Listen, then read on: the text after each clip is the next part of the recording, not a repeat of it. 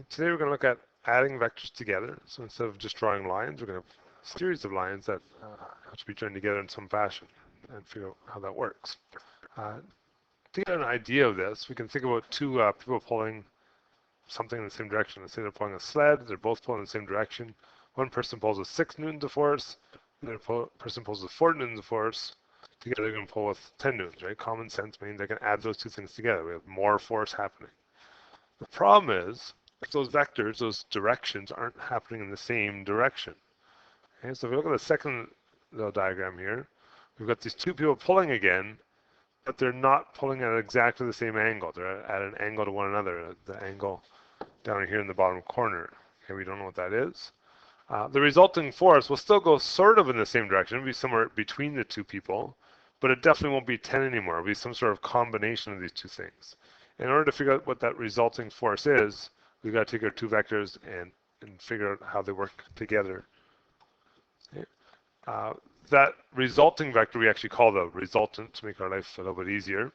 And to form that resultant, we're going to look at one of two ways of adding these two vectors together. Okay, the triangle method is our first method. And here we're going to take the head of our first vector and join it to the tail of the second. Okay, so if I took vector A, let's say I have vector A here, it's the same vector, I just redrew it. And I took vector B, and I put that down over here. So I join the head of the first one to the tail of the second. The resulting vector, the answer vector, starts at the tail of the first and ends up at the head of the last. Okay, so this would be my resultant. What would happen if I had those two vectors being joined together? So if we go back to the first one for just a second here, if I took the 4n, and drew it over here, that's how I end up with the resultant of the blue one. Okay, so that's option number one, head to tail and head to tail.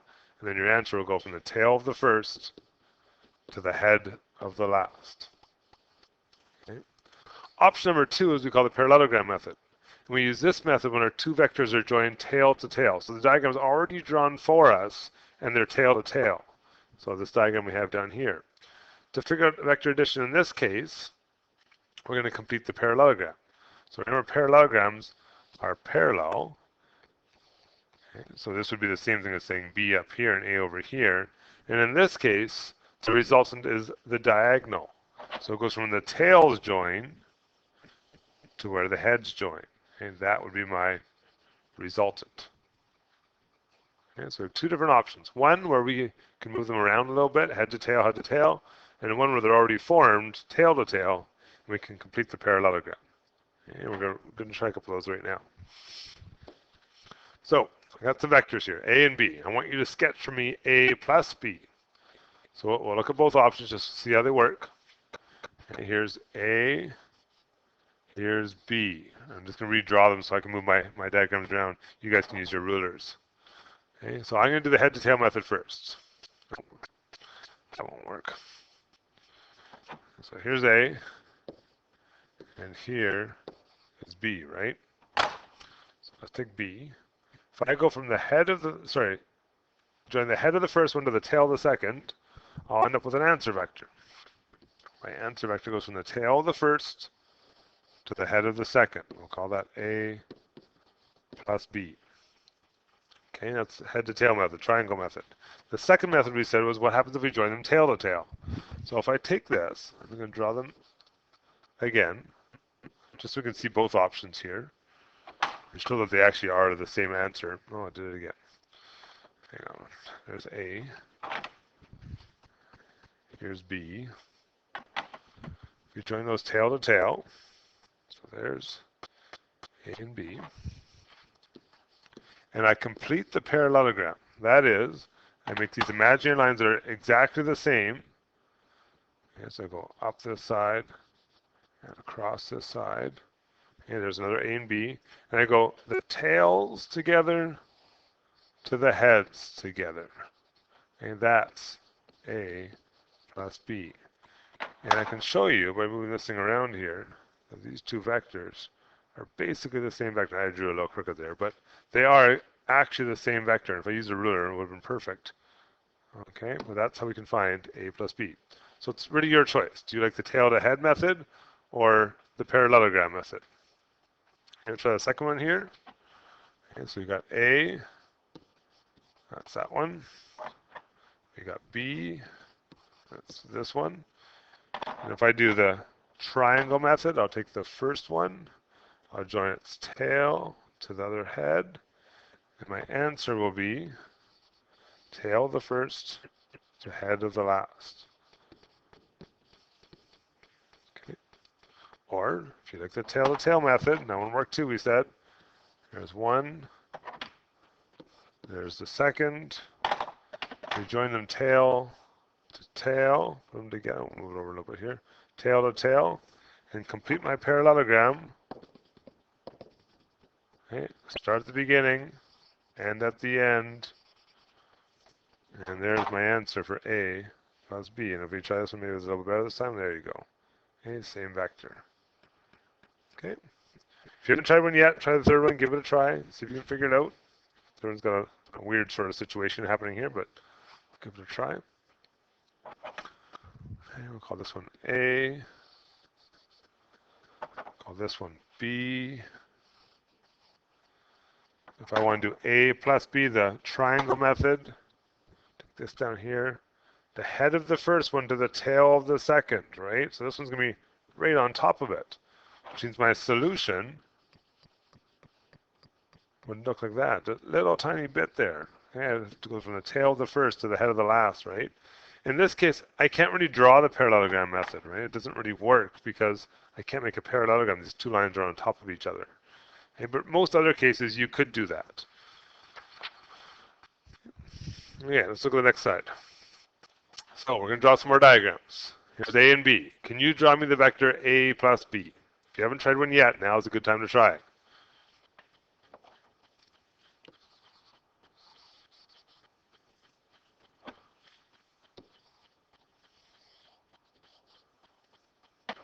Okay, I'm going to use the triangle method. So I'm going to do the head and tail idea.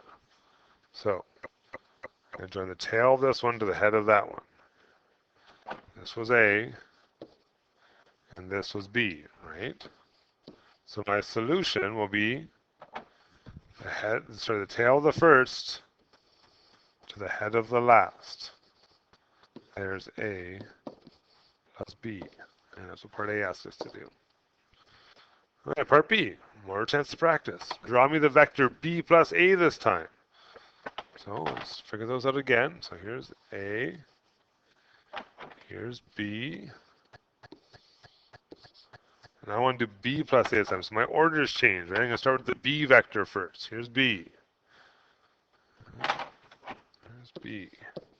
I'm going to add A to that. So I'm going to put that head to that tail. There's A.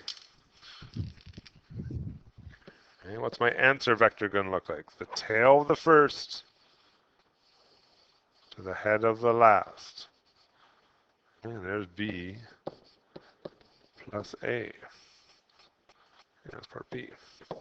Part C, what's the difference between these two things? Well, it might be hard to tell, but I'm hoping you can take a little guess here. Okay. If I were to take this one, and I were to put it right there, what do we notice about those two vectors? I hope we'll notice that they're exactly the same.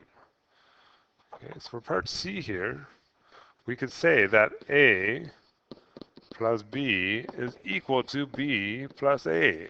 It suggests to me that the order doesn't matter, and that's actually the whole idea here. Order doesn't matter.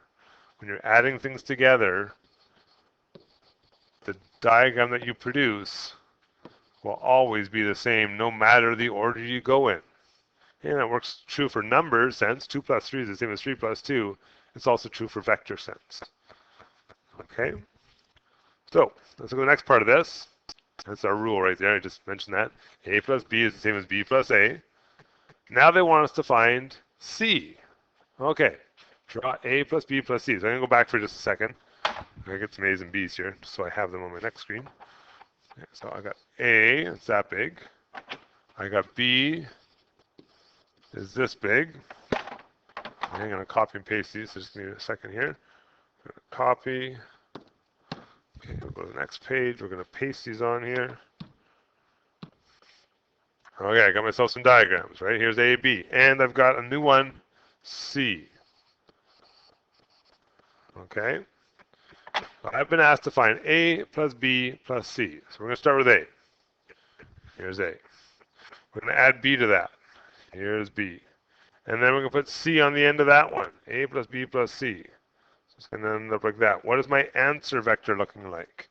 My answer vector starts at the tail of the first, and it ends up at the head of the last. Okay, there's A plus B plus C. And we can keep adding vectors and keep adding and keep adding and keep adding. Our picture gets bigger, more messy looking, but the answer doesn't change. Okay, part E. Draw the vector B plus C plus A. Now, logically thinking, we should already know what's going to happen here, but let's just prove it. Okay, we said a second ago the order doesn't matter, right? So hopefully that stays true when I do something that's more complicated. So there's A, there's B, here's C, and let's take these parts and pieces and put them all together. We're starting with B this time. So B, here's B. C comes next. Here's C, head to tail. A comes third. Here's the beginning. So there's A plus B plus C in the right order from what they gave us. We're going to go from the tail of the first to the head of the last. Okay, we'll call that A. Oh, no, sorry, not A. B plus C plus A. Okay, so we've changed the order of the letters, but it hasn't actually changed the order of our vector. Let's take a look. Take these two things, put them on top of each other. Pretty good, right? Now it's freehand drawing without a ruler. So use a ruler, they'd be definitely the same. Okay, so again, we've just proven our law. A plus B plus C is the same as C plus B plus A. Order doesn't matter.